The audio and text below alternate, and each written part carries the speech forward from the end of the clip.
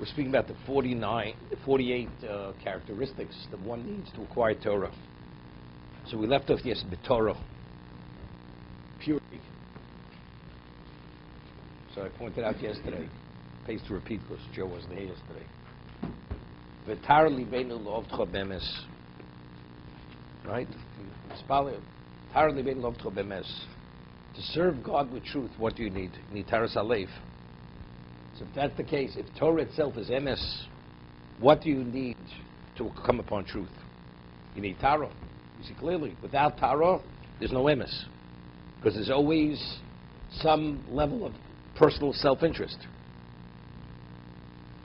And I always say, a person says, phenomenal, ingenious type of shir, let's say a lecture.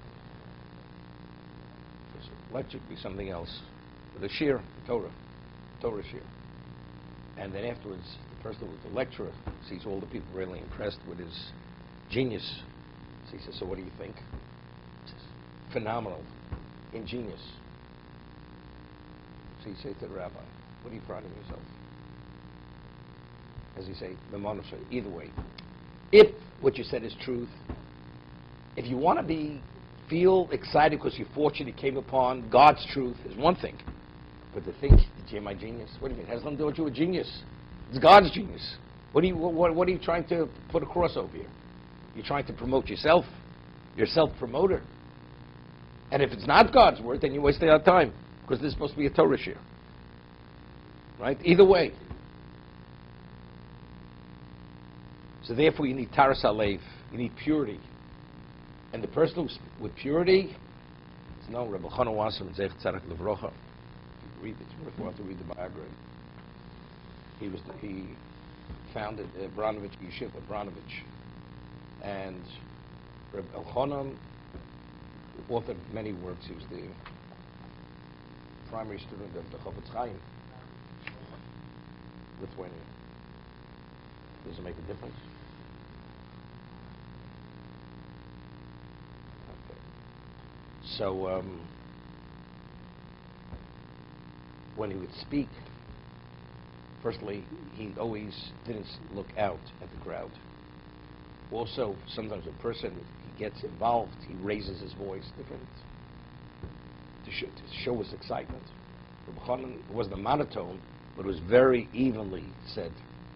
Didn't display any emotion that he's getting excited about what he's saying, because that was part of his humility. It's not me. I'm just a conduit. So I'm not going to forget about, as a teacher, educational communication. That's all. But I'm just saying this was Rabbi Chanan. This was Rabbi Chanan.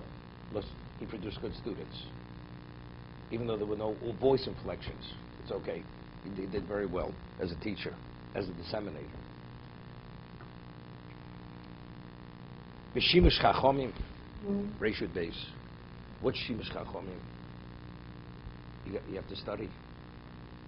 The Gemara says in Bava Metzia, you have people who study Mishnah of Mavalei Ha'olam. They're the destroyers of the world. What do you mean the destroyers of the world? So Rashi explains, the person goes, he got as far as he studied Mishnah, never studied Gemara. Without the Gemara elucidating and giving you an understanding of the Mishnah, you don't understand the Mishnah. Right? So a person who rules based on the source of his information is the Mishnah. You're actually, it's like, it's an undeciphered text. So your understanding is what you understand. But it's not really, it's correct. Because unless you study the Gemara, how the Gemara elucidates the Mishnah, so what's the basis for your understanding, your expertise, for your knowledge?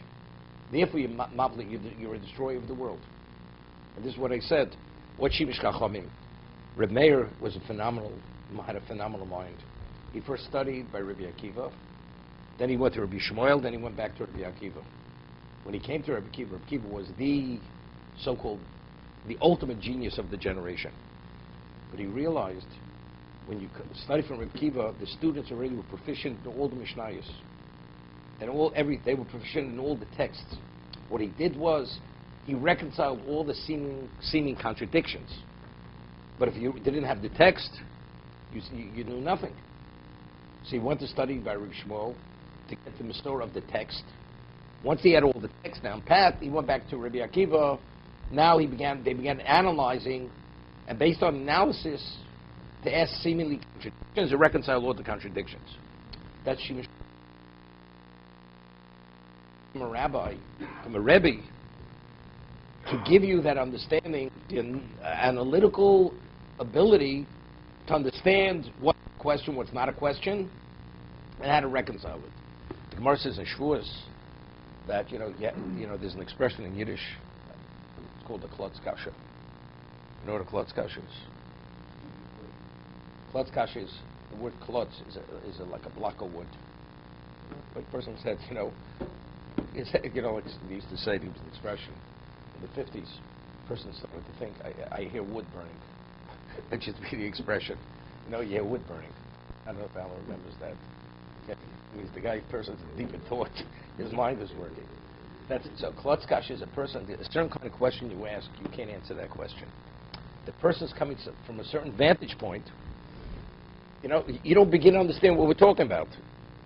And if you go and you answer the question, you have to go down to that person's level, meaning which you're totally off.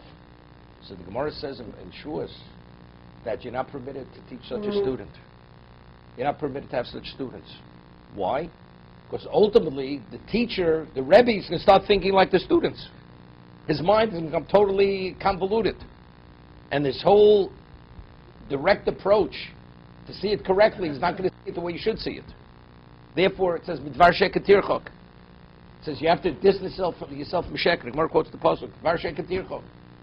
To have such a student, you're not permitted to have such a student. Because Torah, you want to study truth.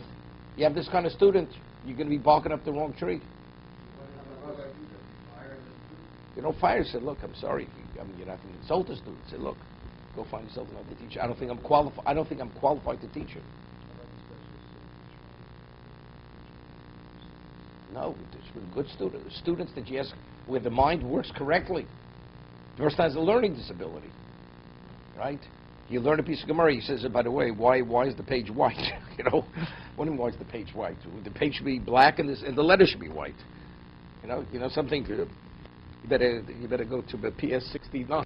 They deal with those questions. But we don't deal with that. Is Shimush also involved serving them on a personal level? No. It's not called Shimush. Could be it includes it, but the way it's explained in the Gemara, Shimush is to be mentored, a proper mentoring by a Talmud, by a teacher. Why would we use Shimush as compared to be a Talmud?